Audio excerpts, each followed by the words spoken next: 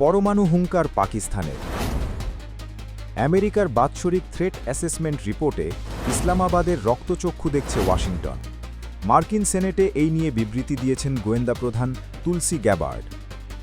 পাল্টা চ্যালেঞ্জ ছুড়ে পাক গোয়েন্দা সংস্থা আইএসআই-এর ঘনিষ্ঠ প্রাক্তন কূটনীতিক আব্দুল বাসিত জানিয়েছেন, আমেরিকা পাকিস্তান আক্রমণ করলে হাত গুটিয়ে বসে থাকবে না ইসলামাবাদ, পাল্টা পরমাণু হামলা করবে দিল্লি ও মুম্বাইয়ে।